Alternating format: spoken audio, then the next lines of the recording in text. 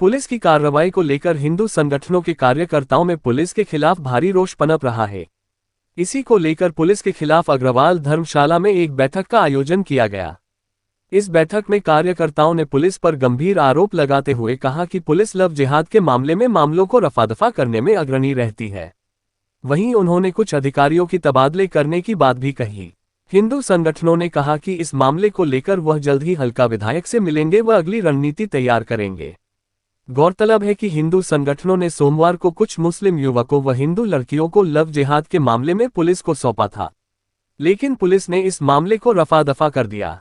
आयोजित पंचायत में हिंदू महासभा के कार्यकर्ता, व्यापार मंडल के अध्यक्ष व शहर के मौजूद लोग मौजूद थे। इस मौके पर बीजेपी के पूर्व ब्लॉक अध्यक्ष गौरव चूग ने कहा कि सोमवार को 4 मामले सोहना में मिले। इन मामलों में हिंदू संगठन के लोगों ने उन सभी युवक युवतियों को पुलिस के हवाले किया, लेकिन पुलिस ने उनका ब्रेन वॉश करके इन मामलों को रफा दफा कर दिया, जिसको लेकर हिंदू संगठनों में पुलिस के खिलाफ भारी रोष पनप रहा है।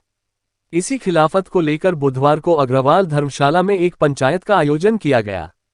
पंचायत में हिंदू संगठन के लोगों ने अपील की कि अगर पुलिस इसी तरह की कार्रवाई करती रही तो जल्द ही उसके खिलाफ एक अभियान चलाया जाएगा। इस मौके पर व्यापार मंडल संघ के प्रधान मनोज बजरंगी, एडवोकेट छत्रपाल शर्मा, बीजेपी के पूर्व ब्लॉक अध्यक्ष गौरव चूग, हरपाल, आरएसएस कार्यकर्ता कैलाश, सब्जी मंडी प्रधान कोकी, हिंदू महासभा के जिला अध्यक्ष गोविंद खटाना आदि मौजूद थे।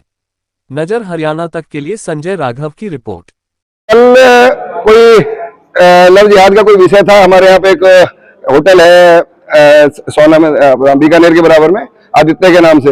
वहाँ पे कुछ हमारी बहनें कुछ मुसलमान लड़कों के द्वारा बहका के लाई गई थी, जिसके विषय में हमारे कुछ साथी हरपाल और गौरव चुग जी ने उस मामले में संज्ञान लिया और वहाँ पे पहुंचे। उन्होंने अपनी पुलिस में मौके पे कंप्लेंट भी कराई, लेकिन पुलिस की कार्रवाई से ये संतुष्ट नहीं हुए और मामला ऐसा इनको महसूस हुआ समाज को कि वो मामला रफा दफा कर दिया गया, जिसमें पुलिस अधिकारी की काफी अहम भूमिका मिली, जिसका उसका ऐसा माना जाता है कि उसने निष्पक्ष होकर काम नहीं किया, उसने एक पक्ष की तरफ झुकाव रहा।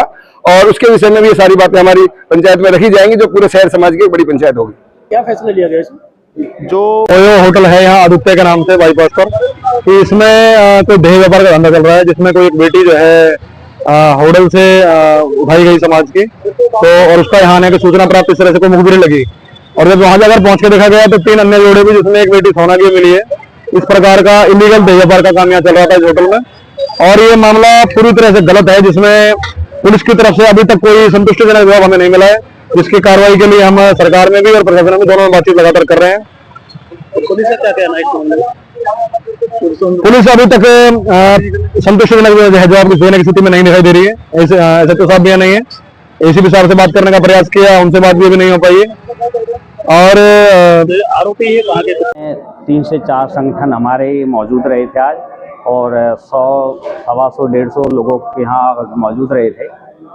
और इसका मीटिंग करने का हमारा जो विषय था वो ये था कि कल पूरे शहर को, सोना क्षेत्र के आसपास के गांव को सभी को मालूम है कि जो कल प्रकरण हुआ था कि 4-6 जो मुसलमान थे उन्होंने हिंदू लड़कियों को लेके और अपना जो लव जिहाद का मामला ये चला रहे थे।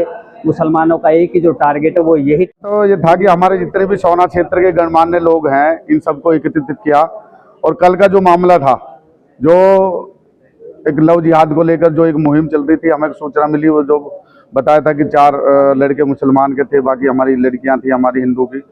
वो सारे उनको अपने सोशल मीडिया के तहत जैसे करके वो अपनी पूरी जो अपनी ट्रेनिंग ले रखी थी उनके तहत पहला फुसला के उनको लाए थे।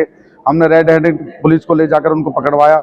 हम जब तक वो बड़ी कार्रवाई होगी, लेकिन कार्रवाई के नाम पर, क्योंकि वहाँ पर ऑलरेडी, क्योंकि उनकी तो एक सपोर्ट होती है, उनकी एक अपनी प्रशासनिक सपोर्ट भी थी, जैसे बाहर सपोर्ट होती है, उनको पूरा तरीका से एक ट्रेनिंग जो दी जाती है उसके तहत वो काम कर रहे थे। तो पुलिस ने भी उनकी अपनी पूरी खुलकर उनकी सपोर्ट करी अपने समुदाय की, और उनके कारण उनका बेला फुसलाकर, उनको डरा धमका के और अपने तरीके से उनको बयान ले आकर वो बिल्कुल रफा दफा कर दिया गया। खाली एक के खिलाफ एक मुकदमा दर्ज करा, वो भी फर्जी आईडी का, वो भी उन्होंने करना पड़ा कि उन्होंने जांच करी तो पाए फर्जी हिंदू लड़कियों को मुसलमान आईडी बनाकर कर किस तरीका से इस्तेमाल किया जा रहा था।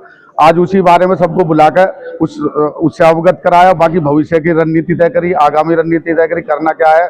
तो उसमें विधायक जी को भी इन्वॉल्व करेंगे, डीसीपी साहब की भी अपनी एक इन्वॉल्वमेंट रहेगी। तो उसमें बताया कि भाई आगे करना क्या है। एक तो ऐसे लोगों को यहाँ बिल्कुल रखा नहीं जाएगा सोना में, जो इस तरीके के अपने एक निष्पक्ष ड्यूटी करने के बजाय एक अपनी एक विशेष समुदाय की तरफ ध्यान देके उन्हीं की एक पैरवी करते हैं, पर एक कट्टरपंथी तरीके से, और गणमान्य लोगों को बाहर करके, और मतलब एक बेचारी भोली भाली जो अनमैरिड जो बच्चियां हैं उनको डरा धमका के किस तरीके से बयान भरने पर मजबूर किया जाता है, वो सारी चीजें हम अफसरों के सामने भी एक्सपोज करेंगे। हमारे पास पूरी वीडियो, पूरा सारा सब कुछ है, वो सारी चीजें दिखाएंगे, वो सारी हमारी रणनीति तैयार होगी। आगे में हम आपको सारी चीज बता देंगे।